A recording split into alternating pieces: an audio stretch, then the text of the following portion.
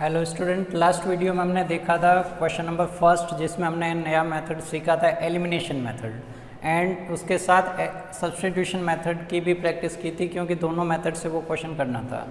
अब ये आपका सेकंड क्वेश्चन है। सेकंड क्वेश्चन में भी 5 सब क्वेश्चन है। तो उसका फर्स्ट क्वेश्चन है, यानी ये सारी वर्ड प्रॉब्लम है।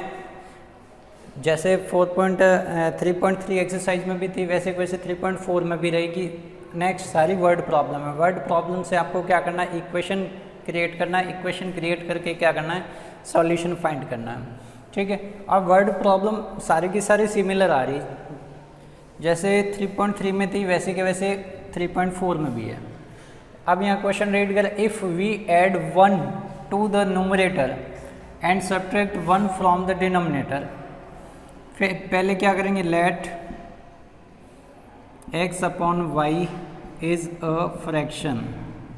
ये आपका फ्रैक्शन है। x अपॉन वाई आपका क्या है, फ्रैक्शन है। Where x is numerator and y is denominator. अब देखें, अब जैसा क्वेश्चन में लिखा हुआ वैसे वैसे आपको प्रोसेस करना। If we add 1 to the numerator, अब x अपॉन वाई आपका फ्रैक्शन है, x upon y. We add 1 to the numerator, 1 add करें न्यूमरेटर में, and subtract 1 from the denominator. Denominator में से क्या करना, सब्ट्रैक्ट करना, क्या, 1।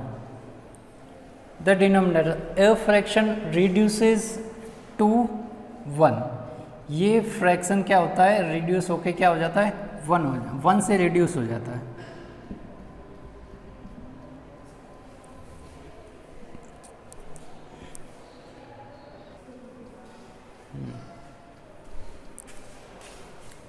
अब फर्स्ट कंडीशन के अकॉर्डिंग हमने इक्वेशन क्रिएट की है। अब इसको क्या करना, क्रॉस मल्टीप्लाई करना है। Cross multiply x plus 1 equal to y minus 1 multiply with 1 हो जाएगा। ये टर्म इसके साथ मल्टीप्लाई हो जाएगी। तो इक्वेशन क्या बनी, y माइनस 1 x, y इस साइड आ गया और 1 को सामने ट्रांसफ़र करो,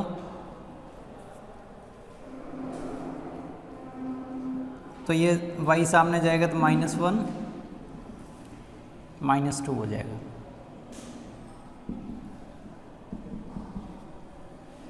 अब नेक्स्ट कंडीशन क्या है, it becomes 1/2 if we only add 1 to denominator. Denominator में क्या करें, हम 1 ऐड करें।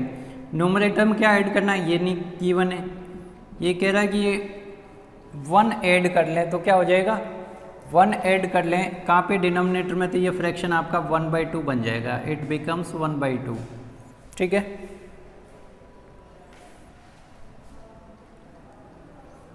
अब देखें, क्रॉस मल्टीप्लाई करें, 2x y प्लस 1 किसके साथ मल्टीप्लाई हो जाएगा, 1 के साथ, और 2 मल्टीप्लाई हो जाएगा x के साथ।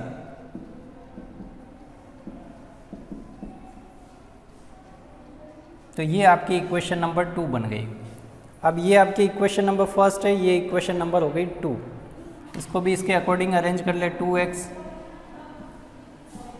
y को ट्रांसफ़र किया, इक्वेशन नंबर 1, इक्वेशन नंबर आपकी क्या हो गई, 2 हो गई। अब देखें क्या होगा,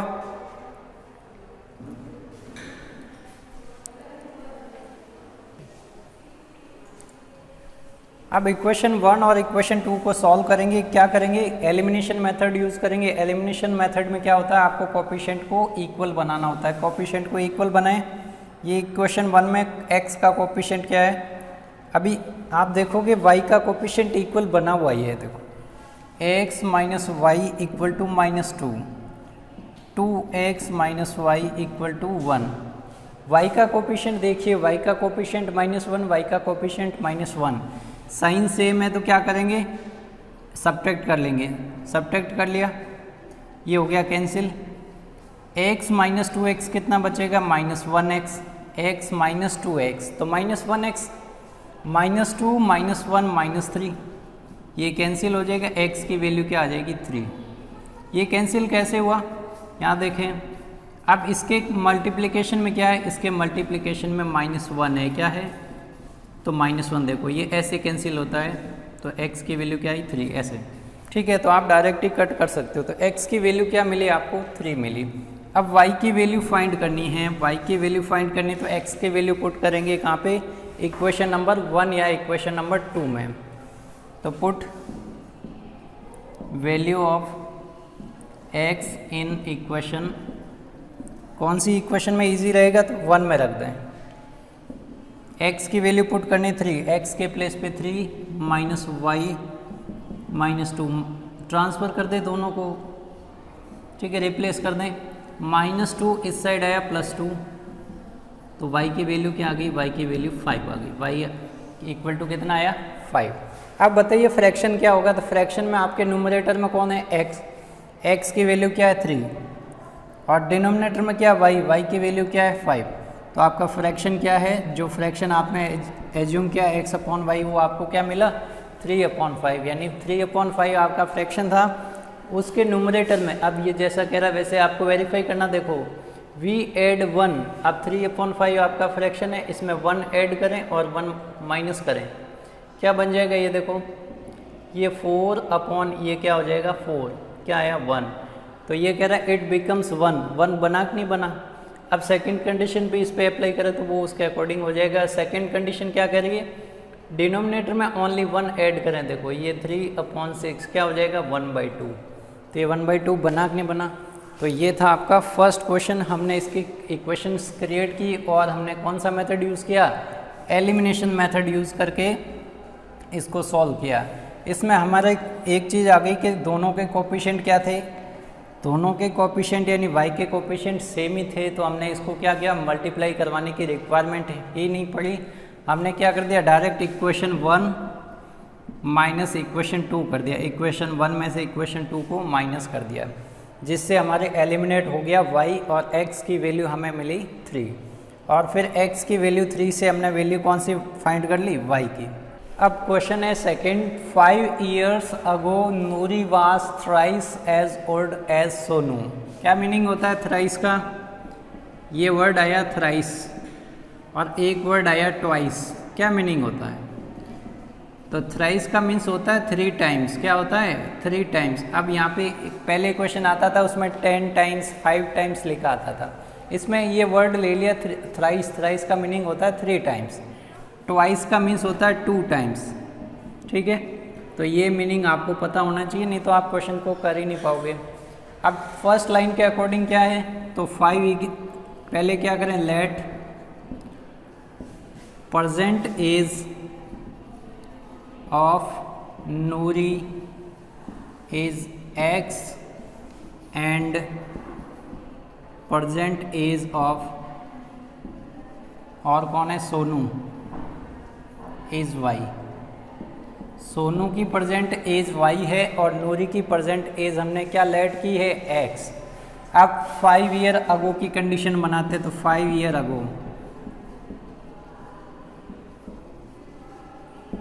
क्या कंडीशन होगी, Noori was thrice as old as Sonu. इसका मीनिंग बड़ा कौन है, नूरी है या सोनू है, तो नूरी बड़ी है। Noori was thrice as old as Sonu, तो नूरी की एज क्या है x ईयर, ठीक है, और x ईयर है और वो थ्राइस है किसकी, सोनू की। अब पहले तो ये तो प्रेजेंट एज है, 5 ईयर अगो की एज क्या होगी, 5 ईयर अगो प्रेजेंट में ये x की है नूरी एंड y है सोनू की एज। अब 5 ईयर अगो क्या होगा, तो उनकी 5 से लेस होगी कि नहीं होगी, दोनों की 5 से लेस होगी। फिर क्या होगा, अब ये 5 ईयर अगो की एज आई, ये एज कौन सी है 5 ईयर अगो, प्रेजेंट में तो क्या है x और y है, तो नूरी की एज 5 ईयर अगो x - 5 हो जाएगी और सोनू की x - 5 हो जाएगी। अब कंडीशन के अकॉर्डिंग क्या करें, नूरी वाज थ्राइस, तो नूरी थ्राइस है यानी नूरी है जो सोनू की 3 टाइम्स है, क्या है 3 टाइम्स, तो यहाँ 3 से मल्टीप्लिकेशन होगा। तो इक्वेशन बनाएं, 3 × y 3y, 3 × 5 15, x - 3y 15, 5 positive हो जाएगा x minus 3y equal to -10 होगा कि नहीं होगा, ये आपके इक्वेशन फर्स्ट है। अब इक्वेशन सेकंड कैसे बनाएंगे, इक्वेशन सेकंड बनाएंगे सेकंड कंडीशन से। ये कह रहा है 10 ईयर लेटर, 10 ईयर्स लेटर, यानी आफ्टर 10 ईयर की बात हो रही है, ये आफ्टर 10 ईयर्स क्या होगा, तो 10 ईयर प्रेजेंट एज कितनी है x, 10 ईयर आफ्टर ये हो जाएगी, इसकी भी 10 ईयर आफ्टर क्या हो जाएगी y + 10 हो जाएगी। नूरी विल बी ट्वाइस, ये है जो इसकी ट्वाइस रहेगी, ट्वाइस का मीन्स 2 टाइम्स, तो x + 10 2y + 20, इक्वेशन क्या बन जाएगी 20 - 10, 20 तो पॉजिटिव सामने ही है, ये -10 हो जाएगा, तो x क्या इक्वेशन बनी, x - 2y = 10, ये आपकी इक्वेशन नंबर क्या होगी 2। अब क्या करना है, सॉल्व करना है इक्वेशन 1 और 2 को। तो इक्वेशन फर्स्ट है x - 3y = -10, इक्वेशन सेकेंड है x - 2y = क्या है 10। अब देखें दोनों इक्वेशन में कोफिशिएंट सेम है कि नहीं है, x का कोफिशिएंट सेम है दोनों में, तो सेम है तो सिंपली क्या करेंगे, और साइन भी सेम है, साइन भी सेम है तो सब्ट्रैक्ट करेंगे इक्वेशन 1 एंड इक्वेशन 2, तो इक्वेशन 1 माइनस क्या करेंगे इक्वेशन 2 कर लेंगे, तो सब्ट्रैक्ट कर लिया, साइन चेंज कैंसिल, माइनस का 3y प्लस का 2y माइनस का 1y बचेगा, माइनस का 10 माइनस का 10 माइनस का 20, ये नेगेटिव नेगेटिव कैंसिल हो जाएगा, एक ही टर्म है तो y = 20। अब y किसकी एज है, सोनू की प्रेजेंट एज, सोनू अभी प्रेजेंट में 20 ईयर का है, कितने ईयर का है 20 ईयर का है।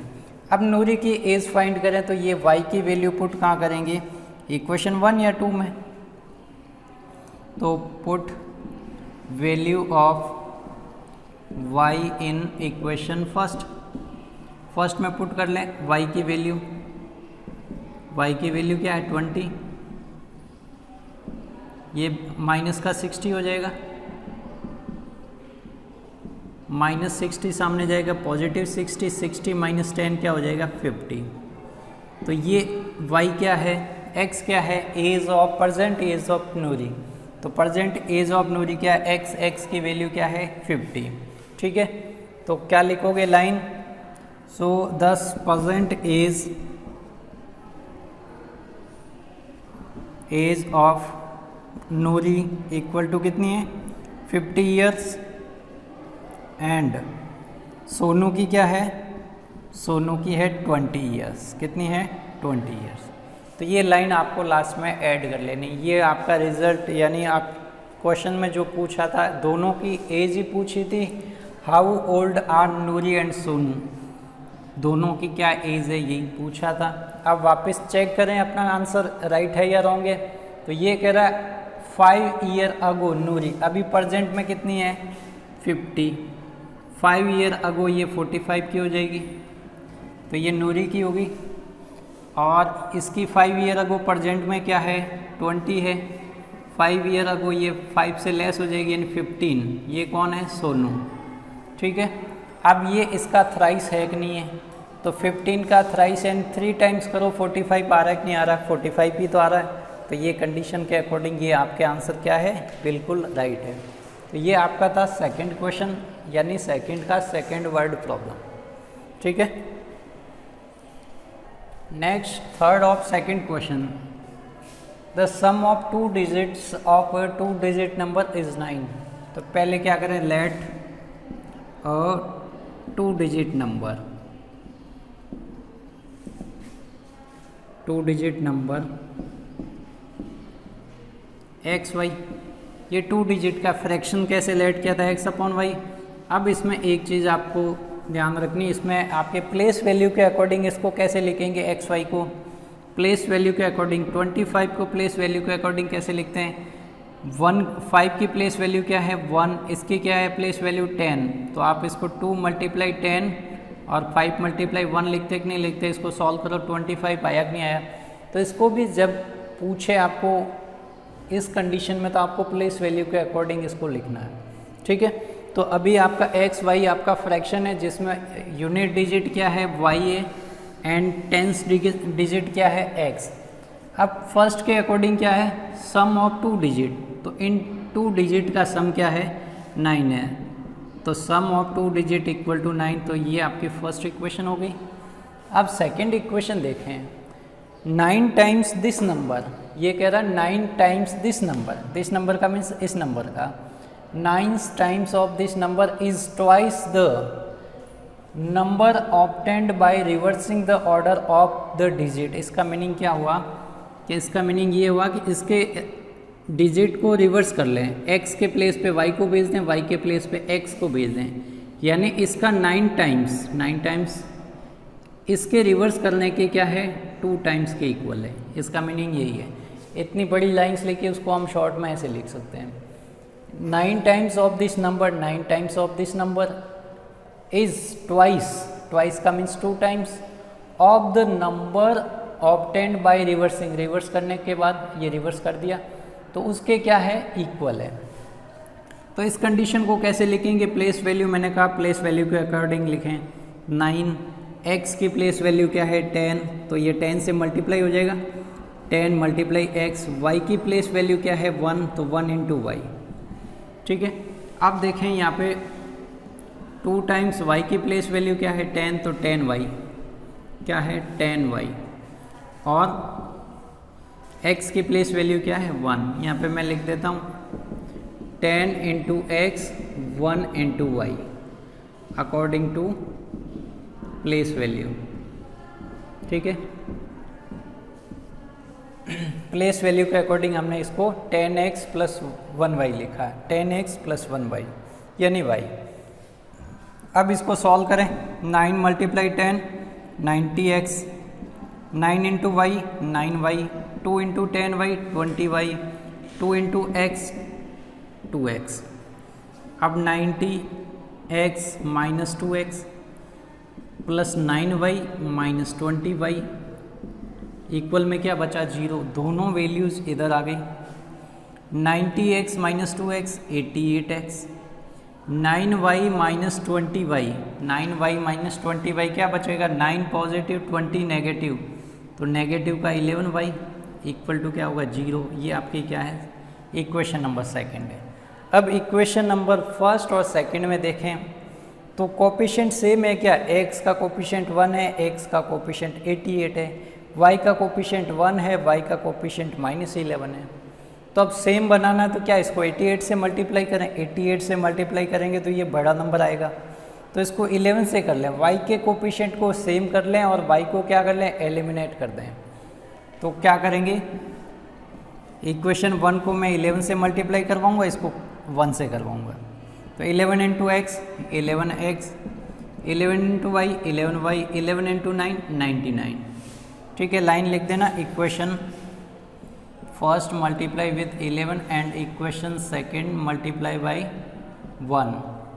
तो इसको 1 से करवाएंगे तो 88 क्यों करवाया, कोफिशिएंट सेम बनाने के लिए। अब देखें ऐड करना है या सब्ट्रैक्ट करना है, तो साइन अपोजिट है और वैल्यू सेम है तो ऐड करेंगे। देखो सिंपली ऐड हो जाएगा पॉजिटिव नेगेटिव। अब इन दोनों को ऐड करो तो 99x, 99 प्लस 0 99, x की वैल्यू क्या आ जाएगी 99 अपॉन 99, x की वैल्यू क्या मिल गई आपको 1, x की वैल्यू क्या मिली 1। ठीक है, अब x की वैल्यू मिल गई तो x की वैल्यू पुट कहाँ करें, इक्वेशन 1 में पुट कर लें। तो put value of x in equation first में पुट करें, x की वैल्यू 1 तो 1 plus y equal to 9, y की वैल्यू क्या आ जाएगी 9 माइनस 1 यानी y की वैल्यू क्या आ गई 8। अब x और y मिल गए तो नंबर कौन सा था, सो नंबर क्या है, नंबर इज 2 डिजिट नंबर कौन सा है, ये आपके सेकंड टेंस प्लेस पे x की वैल्यू क्या है 1 और y के प्लेस पे क्या पुट करेंगे 8, तो नंबर आपका क्या था 18 था, नंबर क्या था 18 था। अब चेक करें दोनों का सम करो, 1 और 8 का सम करो कितना आया 9 आया कि नहीं आया, तो ये 2 डिजिट का सम क्या है 9 है। अब आपको ये भी चेक करना है कि देखो इसको 18 का मैं 9 टाइम्स करूं और इसको रिवर्स करके, रिवर्स करने का मीन्स 8 को 1 के प्लेस पे, ये वैल्यू देखो क्या आया 162, इसको भी सॉल्व करो क्या आया 162, सेम आया कि नहीं है, यानी 9 टाइम्स इसका और रिवर्स करने पे क्या आएगा 2 टाइम्स के इक्वल है, तो 2 टाइम्स के क्या है इक्वल है। तो ये आपका था क्वेश्चन नंबर 3। अब नेक्स्ट 4th क्वेश्चन है सेकंड का ही। Meena went to a bank to withdraw 2000 rupees. She asked the cashier to give her 50 rupees and 100 rupees note only.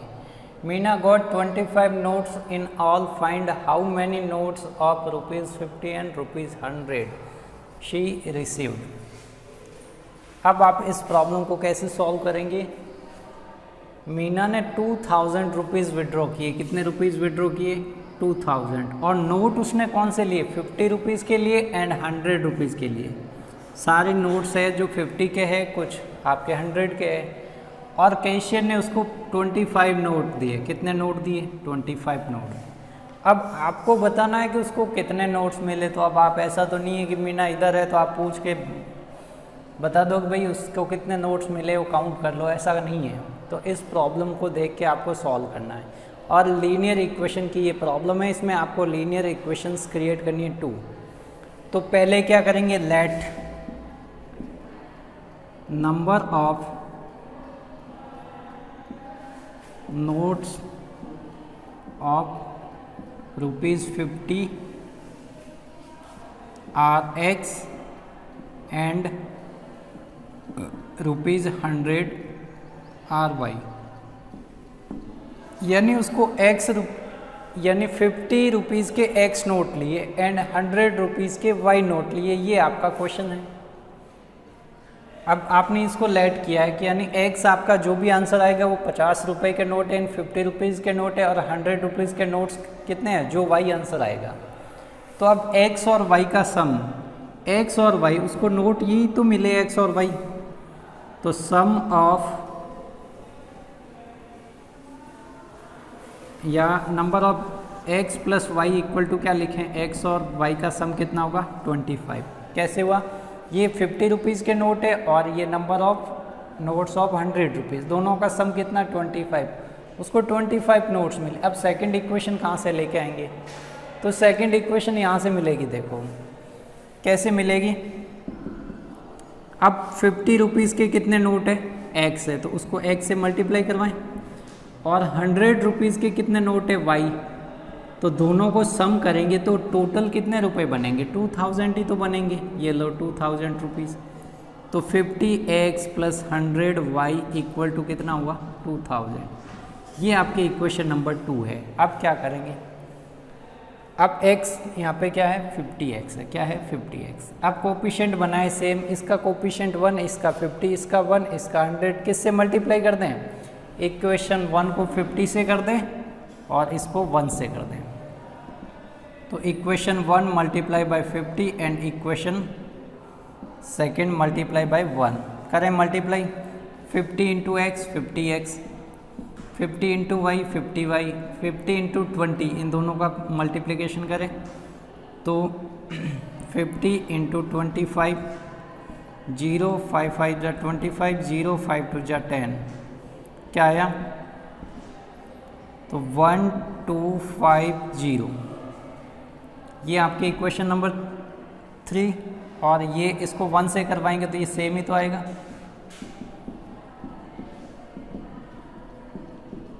अब क्या करेंगे, सब्ट्रैक्ट करेंगे, सेम है सब्ट्रैक्ट करेंगे तो positive 50 negative 50 cancel, positive 50y negative 50 negative 100 तो नेगेटिव 50 बचेगा। अब ये माइनस करो तो क्या आएगा 1250 एंड 2000 कितना बचेगा, माइनस का 750, माइनस से माइनस कैंसिल, क्या आया 50y equal to 720, 750 divide by 50, 0 से 0 कैंसिल। अब ये कितना होगा, तो ये 15 टाइम्स कैंसिल हो जाएगा। y यानी y की वैल्यू आपको क्या मिली, y की वैल्यू आपको मिली 15। तो वाई आपका क्या है 100 के नोट्स, तो 100 के उसने कितने नोट्स लिए 15। अब नोट फाइंड करने एक्स के, put value of y in equation first में पुट करें भाई। 15 नोट है आपके किसके 100 के, तो 50 के कितने होंगे वो फाइंड करने, तो y के प्लेस पे 15, तो x की वैल्यू क्या आ जाएगी, तो x की वैल्यू आपको मिली 10, यानी 50 रुपये के उसने कितने नोट्स लिए 10 नोट कितने लिए, तो यानी 50 रुपीज़ के नोट कितने आए 50 रुपीज़ के 10 नोट लिए, और 100 रुपीज़ के कितने नोट लिए 15, सम करो देखो कितना बना 500, कितना बना 1500, टोटल सम 2000 आया कि नहीं आया, तो आपका सॉल्यूशन क्या है राइट है। ठीक है, तो लाइन लिख देना उसने कितने नोट्स, तो she received notes of ₹50 is 50 के कितने मिले, 50 का कौन है x यानी 10 एंड ₹100 इज 15, और 100 रुपये के उसने कितने नोट्स लिए 15, ठीक है, यानी 15 नोट्स। तो ये आपका था क्वेश्चन नंबर 4। अब लास्ट क्वेश्चन बचा है 5th। A lending library has a fixed charge for first 3 days and an additional charge for each day thereafter. Saritha paid 27 rupees for a book kept for 7 days, and while Susie paid 21 rupees for books she kept 5 days. Find fixed charge and charge for each extra day. ये आपको find करना है, यानी अब जो find करना उनको x और y मानेंगे।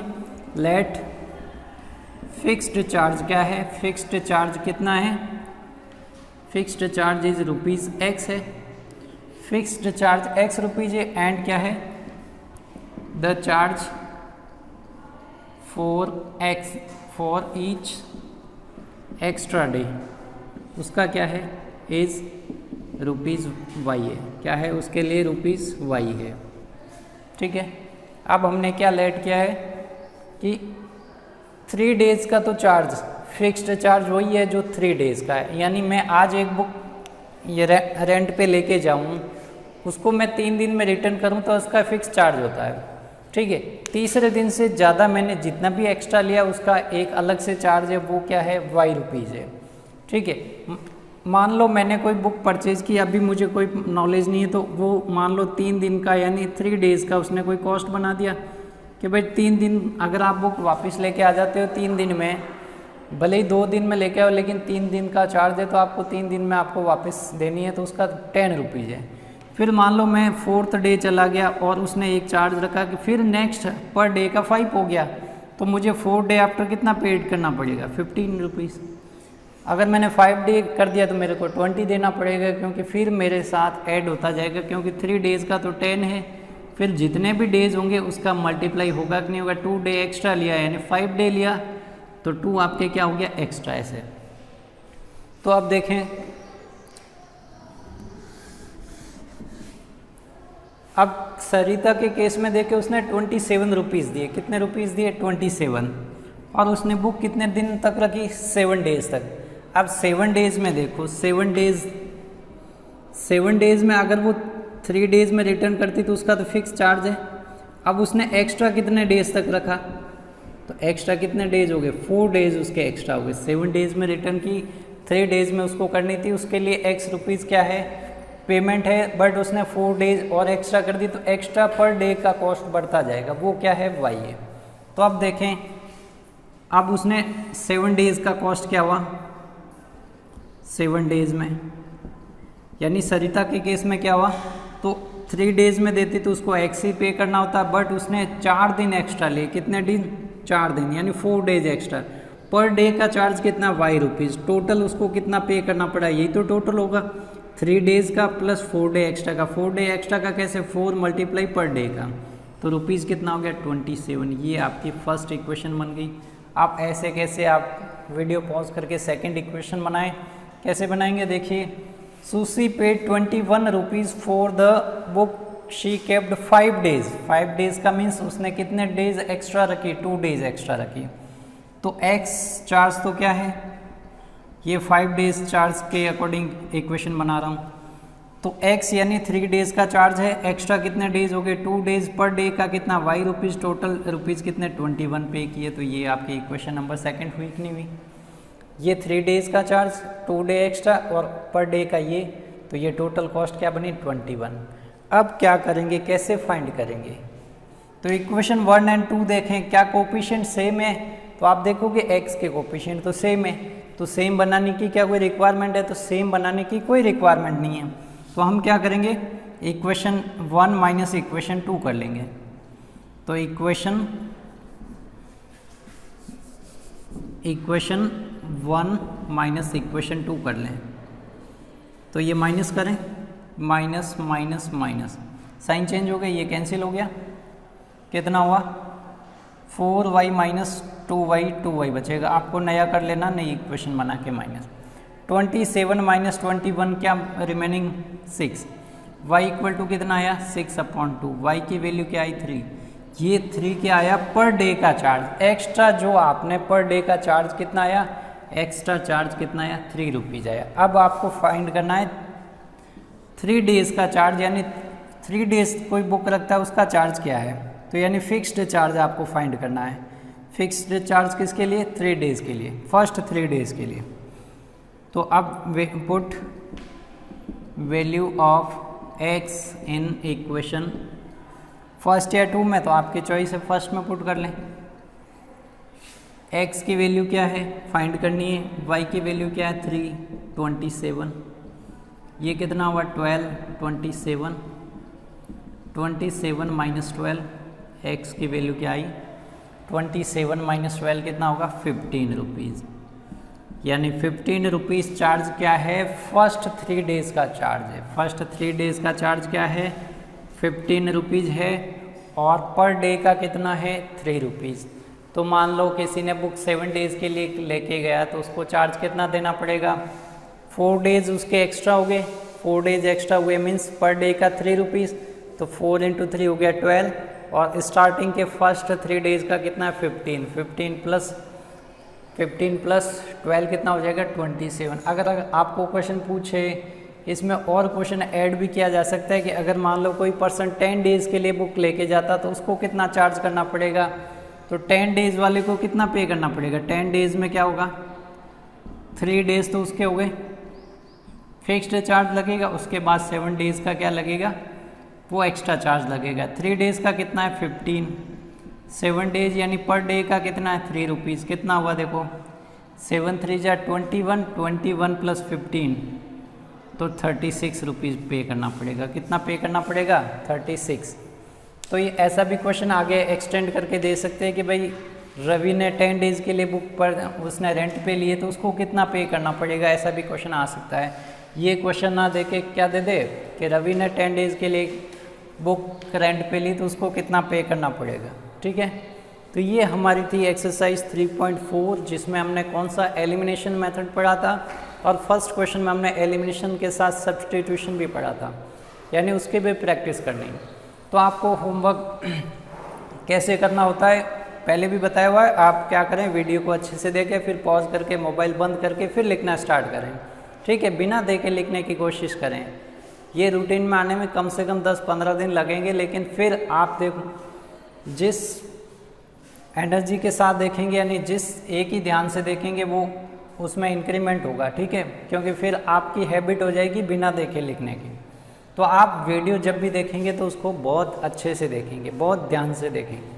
ठीक है, तो मिलते हैं नेक्स्ट वीडियो में न्यू एक्सरसाइज के साथ में और नए मेथड के साथ में। हम लीनियर इक्वेशन ही पढ़ेंगे, उसका नेक्स्ट मेथड कौन सा है, क्रॉस मल्टीप्लिकेशन मेथड है, उससे करेंगे। क्या वो उससे ज़्यादा इजी है या कैसा रहेगा, वो ज़्यादा टफ रहेगा, कैसा रहेगा, वो देखेंगे नेक्स्ट वीडियो में।